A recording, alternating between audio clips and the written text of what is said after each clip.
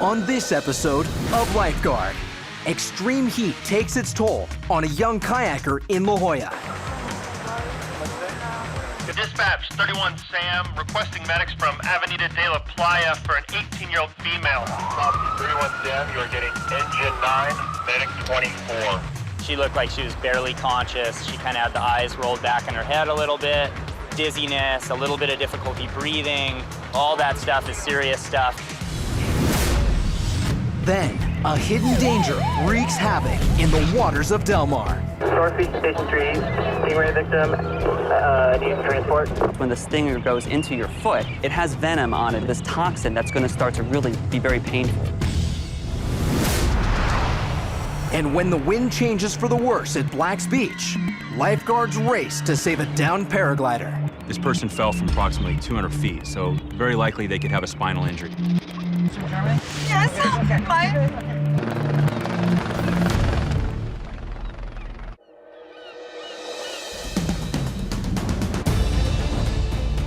The lifeguards of Southern California protect over 400 miles of coastline. And nothing impacts their day like the weather. As lifeguards, a lot of us are amateur meteorologists. Good weather brings a lot of excitement, a lot of action. On these beaches, lifeguards are the first responders. I have a 911 call of a distressed swimmer. I like those exciting days where you don't really know what's going to happen. Dispatch, the person injured on a vessel. They are there to save you. They are there to lifeguard.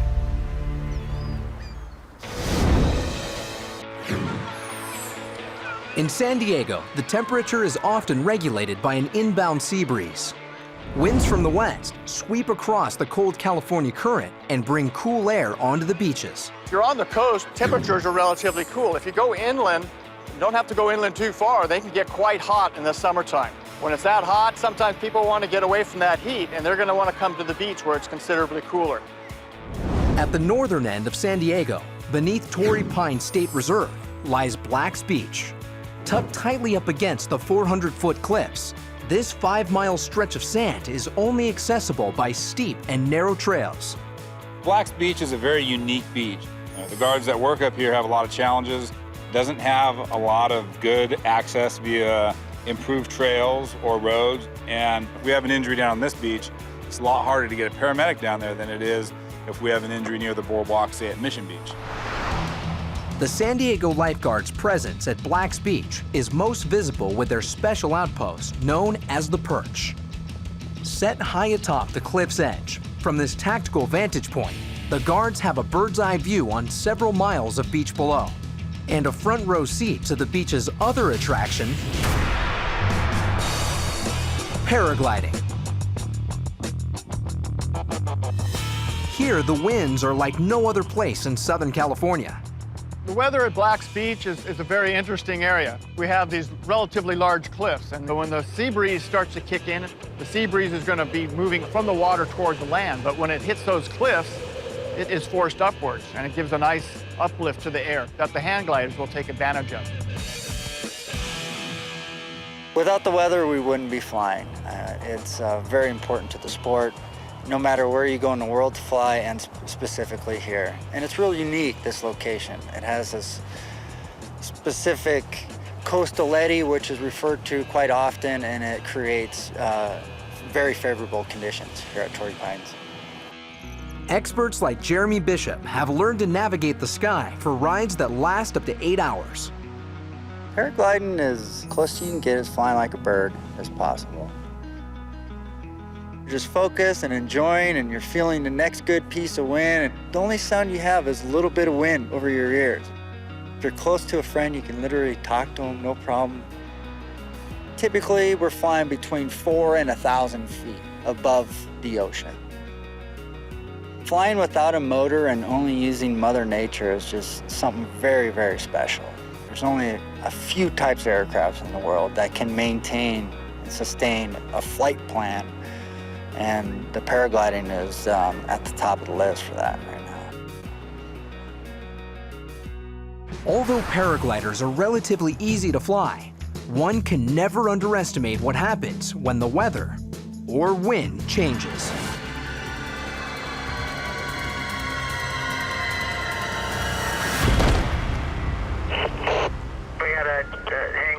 fall approximately 200 feet. He's on the Citizens Trail right now. Lifeguard Jason Yeager witnessed the unthinkable. I was watching a paraglider above me in the canyon lose wind in his sail, and I was watching to see when he was going to watch him recover, but he didn't recover. I'd say he fell at least 200 feet, from 200 feet up. It was a loud noise, and he bounced off the cliffside pretty hard. Lifeguard Yeager rushed up to the victim, climbing in an area he'd known his entire life. I grew up here in La Jolla, University City area. Went to University City High School, played every sport there is. Was heavily involved in basketball, Pop Warner. Then I started realizing that I was more of a water type of guy, so I got into water polo and swim. Took that with me to college. Jason earned a degree in marketing from Long Beach State, but felt that his calling was with the United States Navy. So he enlisted, excelled, and found himself in the middle of the toughest course on the planet, Basic Underwater Demolition SEALs Training, or BUDS. The training that you get at BUDS it's a kick in the pants. It pushes your limits, not only physically, but mentally as well. I mean, you don't get much sleep. And after going through something like that, nothing else really seems that difficult. Unfortunately for Jason, during the 24-week training, his dream of becoming a Navy SEAL suffered a tragic fate. I was injured out. I had some nerve damage in my neck, compressed some discs. The injuries he sustained ended Jason's path to the Navy SEALs, but the La Jolla, California native was driven to serve. So he joined the San Diego Lifeguards and became a part of the elite crew that patrol the demanding Black's Beach. Yeager immediately calls the accident into La Jolla Shore's main tower, then scrambles to aid the victim. When I got to the victim, I couldn't see any broken bones, but he had severe chest and back pain, and he had loss of consciousness, and he was coughing up blood. Well, after doing an initial assessment on his limbs, I couldn't find any broken extremities, and I saw some major bruising on his lumbar area on his back, and I figured maybe he had some traumatic injuries internally. Lifeguard Sergeant Troy Keach is at La Jolla Shores when the call comes in. Drove up here, code 3, and in the way, we try to get everything going. I got units coming from all over the city, fire units, and I've also got a fire helicopter responding. Number 2, go ahead. We had a hang glider fall approximately 200 feet, so we're going to be requesting you to head that direction. And I'll establish command once I get on scene. ETA, 8 minutes. That's definitely a code 3 fall, and I'm thinking the worst. I think somebody's going to be dead. Meanwhile, 3 miles south at La Jolla Shores, the inland heat wave continues to bring people to the beach. But a lack of strong winds on the coast has also turned up the temperature at La Jolla Shores. It's been really hot, and it's Sunday, and it's midday, and there's some surf. There's about 1 million people on the beach. When you get lots of kayaks going out, lots of surfers, lots of swimmers, waders, people hanging out on the beach, then eventually something's gonna happen. Lifeguard Hodel's words prove to be correct. As the heat wave continues to beat down, an 18-year-old female kayaker has returned to the beach complaining of exhaustion. 10 minutes earlier, her kayak had capsized at sea. The extreme heat and trauma of the accident has left the woman in bad shape on the beach. What do you feel like right now? We're driving south, and one of the kayak guides flagged us down, and he said that there was a girl that was brought in from her tour that was potentially dehydrated. Yeah, our pulse is super fast. It's like your chest and your legs, what? Feels numb. Given the victim's condition, Lifeguard Sergeant Ben Lewis radios dispatch. Dispatch, 31 Sam, requesting medics from Avenida de la Playa for an 18-year-old female.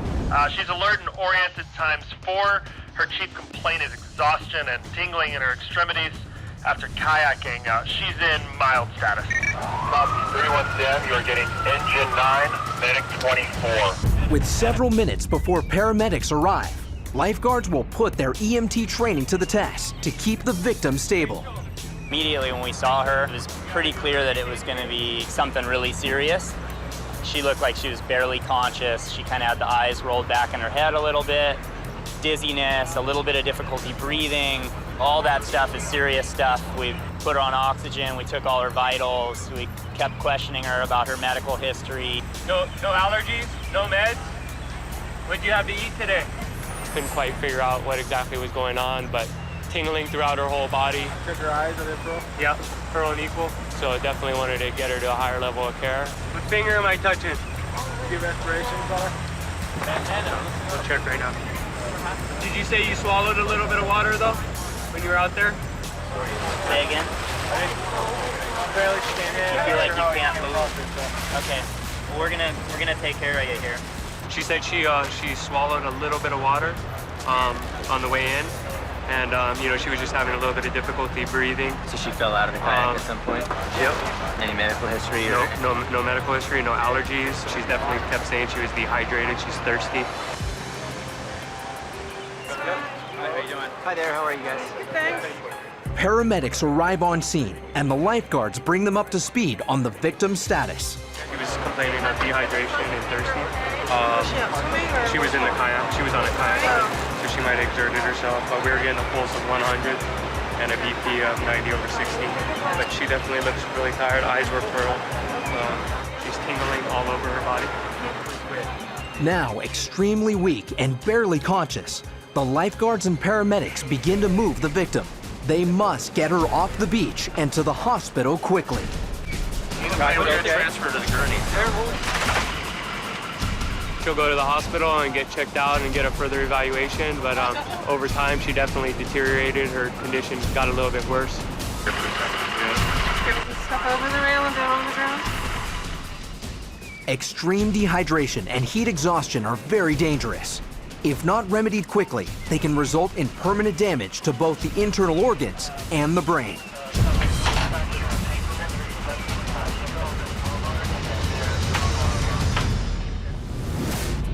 Meanwhile, 3 miles north of La Jolla Shores at Black's Beach, lifeguards are responding to a paraglider accident in the steep cliffs.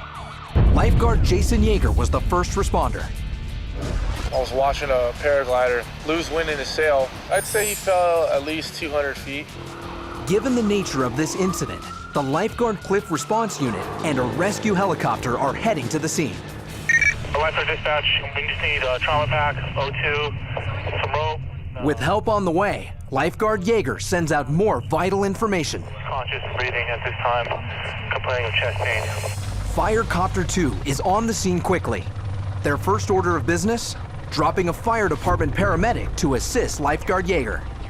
31 Sam, we're in somewhat of a precarious position sitting down on a steep cliff. There's 3 of us here. Citizens IC, copy. Sergeant Troy Keach is the incident commander. He takes control of the operation, coordinating all safety and rescue assets on scene. And the most dangerous part of this call is actually just the cliffs, and whether they're stable, whether they're not. Was my rescuer in a position where he was secure and had really good footing? It turns out it was pretty dicey. You know, it was pretty difficult ledge that he was on. Is it safe for the helicopter to come in? Is it safe for us to carry the gear down these cliffs? There's a variety of things that I have to consider as a commander. Taking a pretty difficult climb to get down to that victim. Put a belay on that. Flake it out, John? Yeah. Paramedic Barry Links was dropped in by helicopter. Because of the slope that we were on, we opted to request the guards that were on the trail to set up a anchor line and drop down a rope to us. Okay, tension. Good. All right, I got tension up, right? With the immediate danger of sliding down the cliff eliminated, Lifeguard Yeager and Paramedic Links go to work. We knew he was going to be tracked on the helicopter, so we had a foldable basket or ferno carrier that he pulled down with him. We opened that up and then slowly, methodically placed the victim onto the ferno carrier. The victim was in quite a bit of pain and discomfort. We had to try to move to his likings and his comfort level, so there was some modifications made to his placement on there. As far as taking some of his clothing and our clothing and placing underneath his neck and putting his arms in certain positions because he wasn't very comfortable with his arms. His shoulders were giving him problems. As the rescue team secures the victim in the ferno carrier, they prepare for the next vital step, extraction by helicopter. As soon as we got him on the Ferno carrier and all stabilized, the helicopter made a re-entrance into the canyon. But this extraction is fraught with danger. Crew Chief Tim O'Malley operates the winch that will hoist the paramedic and victim off the cliffside. As we fly into these areas, the winds are unpredictable. It's unlike, the rolling terrains of mountains or the backcountry areas. This is a very steep, sharp cliff edge. So the winds act differently. It's something that we've become accustomed to and we've trained for, but it presents an additional challenge. I got the hook. I made the connection to my harness. Then I bend down and I make the connection to the bag that is securing the patient. As they take off, the victim and paramedic dangle 185 feet below the helicopter. Paramedic Lynx does his best to put the victim at ease. As we were coming up the hoist, I was talking to the patient and reassuring them. It's often, a pretty scary experience. With no time to waste, the rescue helicopter departs instantly for the trauma center. Traveling at 40 miles per hour, paramedic Lynx and the victim are carefully hoisted up to the moving helicopter. Using this advanced maneuver while en route to the hospital saves precious time for the victim. Meanwhile, back at the site of the accident, Sergeant Troy Keach still has work to do. When the helicopter lifts off, I want to make sure that all of my lifeguards are okay. I'm also concerned about, on this particular call, that the guy's wife and son were down on the beach somewhere, and I wanted to be able to find them and let them know what happened so, we can get his family with him up to the hospital. The victim was a German tourist. His wife and son had made their way up from the beach to see the rescue. Only then did they find out the victim was no stranger. From Germany? Germany? Yes. He's from Germany? Yes. Okay. Okay, so you're at the hospital. Who's talking? You're at the hospital. So let's go, let's walk up top. You want to walk up with us? Yes. Since you were telling us what's going on? Yeah. I'm going to go down. You guys speak English? Okay. Okay, when he was taking off, he was talking to me, okay? He's okay for now. He was taken off the flight and his hang glider crashed. Yes. And the helicopter took him to the hospital. Yes. He's at Scripps La Jolla. So we'll go up there and we'll talk to the paramedics. The victim arrived at Scripps La Jolla Hospital within 5 minutes and was rushed to the trauma center while his wife and son were escorted to the hospital by police.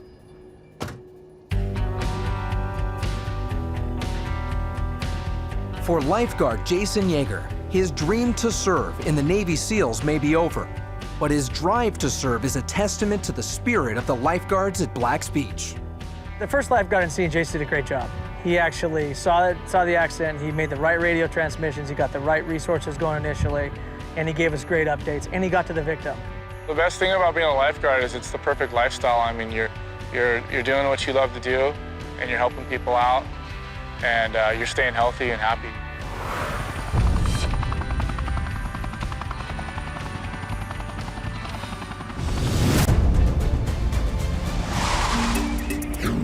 Sheltered by an offshore canyon, Del Mar, California hosts a beautifully protected 2-mile strip of beach that attracts thousands of people each year. Hey, Del Mar has its own unique weather pattern. Mostly you have a gentle sloping beach. The waves don't get too big there. But these calm coastal waters also attract something else: stingrays. The stingrays can be found all over the beaches in San Diego and Southern California, but there are certain hot spots. And beaches between Del Mar and La Jolla record hundreds of stingray incidents each year. Typically stingrays like very calm, shallow water. In the shoal, stingrays are free to congregate and hunt for small crustaceans, while being able to avoid many of their natural predators. Unfortunately, these are the same areas where beachgoers like to wade and swim. North Beach Station 3, stingray victim, needs transport. 7-4, we're not even en route. Where were you at when you stepped on this? Dude, I was probably 4 feet out. Right out here? Yeah. What we had was a male who stepped on a stingray, received a small laceration to the foot. Yeah, that's too much blood for shit, right? In Del Mar, we tend to get at least 3, maybe 3 stingrays plus a day. So stingrays are relatively common. Southern California is home to a variety of ray species, but it's the tiny, round stingray that packs the biggest punch. Measuring on average only 10 inches across, this little creature has developed an extremely effective defense mechanism. Typically, this ray likes to bury itself in the sand, and it does that for protection. But unfortunately, because it's partially buried, it's very hard to see. So if a beachgoer comes out and happens to step on one, it's going to trigger a reflex to cause the tail to swing up, and the tail is where the stinger is located, the spine.